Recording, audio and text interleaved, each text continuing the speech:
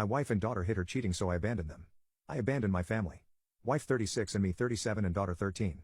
It's now almost 6 months since that day. I discovered her affair by chance. I was totally clueless. I believed we had a good marriage. Plenty of intimacy, we would talk about stuff for hours, we had date nights regularly. We had shared and individual hobbies. We were healthy, in fairly good shape. It was good? Or maybe it was just me thinking that? My wife, let's call her Eve, she cheated, so she obviously preferred another man, not me. And if she could betray me like that, she couldn't possibly love me. Here I was thinking she was my best friend, I guess not. In hindsight, I can see that I probably saw things through rose-tinted glasses. I actually believed that my family cared about me. I believed I was loved. I was a fool, I guess. I came home late from work, there was a safety training seminar I had to attend. She was sleeping on the sofa and a message with some emojis popped up on her phone. Emojis like I would use when I message her? What? I snooped and I found out what had been going on for at least 5 months. I knew the AP, let's call him Adam, he was a work colleague of hers. I had even been to a barbecue at his house and met his family. He was married and had 3 children. The youngest, just 2 years old. While reading the messages, something just snapped in my head. It fundamentally changed me. Over the course of reading their messages, I went from loving Eve more than anything, to hating her, to just going blank. Not just about her, but everything. Totally numb, I took pictures of the messages and went to bed. I didn't sleep at all, I just stared at the ceiling. Eve was pissed the next day that I went to bed without waking her up. She complained about neck pain from sleeping on the couch all night. I wasn't really listening, I just remember thinking how everything was muffled. As if someone had turned down the volume on the world. I was kind of surprised about how little I cared. I felt practically nothing. I should be angry, right? During breakfast I didn't say a single word, my wife and daughter chatted away. They didn't seem to notice anything different about me. Or even acknowledge me. But I definitely didn't feel like myself. I felt like I was someone new, someone I didn't know or understand, wearing a suit of the old me. I went through all the daily motions, I went to work, did all the normal stuff. The only difference is I sort of stopped talking. Sadly I realized that nobody seemed to even notice. It's like I wasn't even there. I started to understand that Eve and my daughter didn't really love me. I was in the house with them, but unless they wanted something from me they didn't really interact. They talked at me, not with me, if that makes sense. I would get these pangs of pain, they would come and go. Sometimes they would overwhelm me completely. I was not okay. I walked around like this for 5 days before Eve asked me if something was wrong during dinner. I had maybe uttered 3 words in total to her and my daughter in that period. I didn't even answer her question, I just made a "okay/don't know" face, then continued eating. She seemed okay with that. The next day I didn't go to work, I worked for the local power company, I fixed power lines and such. I packed up some random stuff plus my camping/hunting gear. I didn't really have a plan. I put it in my car and walked around the neighborhood for a while. I ended up at the kitchen table waiting for the wife to come home. She came home with a few bags of groceries. She immediately started talking about her day while unpacking. I just sat at the kitchen table in pain. She didn't even look at me apart from one glance as she entered the kitchen. Daughter popped in and did the same. Their backs were turned to me and they talked about some trivial crap on sale. I have never felt so rejected, unappreciated, so alone. I felt totally invisible, like I wasn't there, or that I wasn't worth acknowledging. I was thinking back on our lives and all I could see was that they didn't care about me at all. They probably never did, I was an accessory to their life. I just didn't matter to them. I was a convenient and useful prop. I was hit with a wave of pain, I cried, still they didn't notice, so I got angry, very angry. I had a glass of water in front of me, I stood up and threw it hard at the tiles over the sink. It just exploded, glass shards rained over everything. They both turned around angry, what the hell? They froze, unsure what to do when they saw my contorted tear-soaked face. It was uncomfortably quiet for a long while before I spoke. Eve, I know all about your cheating with Adam. I was surprised how clear it came out since I was clenching my jaw so hard it hurt. My daughter looked at Eve. What? Is that true, Mom? Eve starting to try to explain. She briefly glanced at me and said, sorry, I can explain. Then she turned back to our daughter and they started arguing. Again, it was like I was invisible or something. Hello? Glass thrower here. After a few minutes watching their increasingly heated argument, I just walked out and got in my car. I looked at them again through the window, still arguing in the kitchen. They didn't even notice I had left.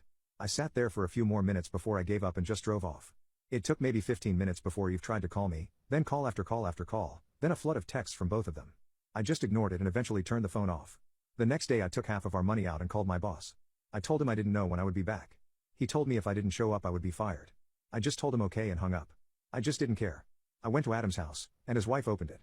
I gave her a copy of the messages and told her what Adam and my wife had been up to. I left her crying on the stairs. At the end of the day I ended up in a cheap hotel at the edge of town. The next few days were kind of a blur while I tried to come to terms with things. I didn't make any real progress. Mostly staring at the wall trying to think of reasons not to end myself. Eve's older brother is a cop. Let's call him Bob. Bob showed up on the 3rd or 4th day, I'm not sure. I don't know how he found me. He tried to interrogate me, but I didn't say anything. When I didn't engage, he told me I was under arrest and put me in cuffs. However, he didn't take me to the station like I expected. He took me home instead. Bob dragged me into the living room where my wife and daughter immediately started berating me. Still I said nothing. I just listened in amazement while they told me how terrible this was for them. When a terrible a-hole I was making them worry. It went on for a while. In the end Eve screamed at me, say something. I stared at her for a while before calmly saying, I have nothing to say to you, whore. Bob freaked out, and slammed me against the wall, screaming at me to not talk to his sister that way. I got a lot of satisfaction out of Bob's violent reaction. I don't know why, it made me so happy I was laughing. Bob's wife left him 4 months earlier. I smiled at Bob. You're pathetic, Bob. Did you beat your wife to Bob? Is that why she left you? Bob hit me hard. I went down. Wife and daughter started screaming their heads off. As I started to get up I just laughed even harder. I just couldn't help myself. I was bleeding from somewhere, I saw it on the floor. I am still in handcuffs, laughing. Maybe it was the absurdity of it all? I spat blood in Bob's face and said, EFF. You Bob. He hit me again, hard enough to knock me out cold this time. I woke up in the hospital. I puked all over the floor the second I opened my eyes, so I knew I had a concussion. Eve, Bob and my daughter were there. They were talking to me. I was too confused to make it out. A nurse appeared and asked them to leave. She got me a pan to puke in and called someone to clean. While she was taking my pulse, I told her that my family put me here and that they were not to come anywhere near me. If they came back into the room I would leave, I would just run away.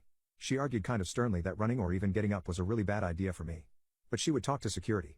I didn't see them again in the hospital. It was bliss. Finally I felt a little at peace. I could think. I was thinking about maybe reporting Bob to get him fired, but it's a small town. His colleagues would probably cover for him. I considered confronting my wife, but that didn't make any sense to me either. I decided to disappear, to turn into a ghost. I wanted nothing to do with these people ever again. I made a letter to each of them. I warned Bob that if he ever bothered me again I would report him. I told my daughter that Eve had betrayed me and that she would be without a father from now on. To Eve I made a longer letter.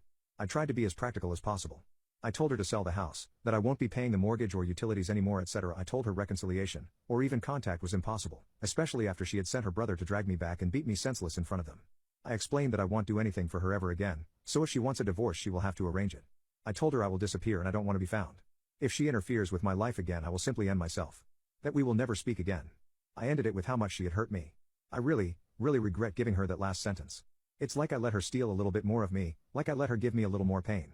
In the hospital I made a plan on how I could disappear. Eve gave the hospital some fresh clothes that they forwarded to me. Then one evening I just went out the rear fire escape. I triggered some kind of alarm. I was panicking a bit, but thankfully, no one stopped me. I got back to the hotel to pick up my car. I traded it with a small RV and set off. I got a new phone. The only person I called was my father. I told him everything and told him if he gave my new number to anyone I would become totally unreachable, forever. He could call me if he needed to reach me if I needed to sign something. Other than that I wanted to be left alone. For the first few months I grieved the loss of my old life, but I came to realize that I grieved the loss of a fantasy. A memory that only existed in my head. The loving wife and daughter, the family, friends. It was all just an illusion in my head. These people never really cared for me.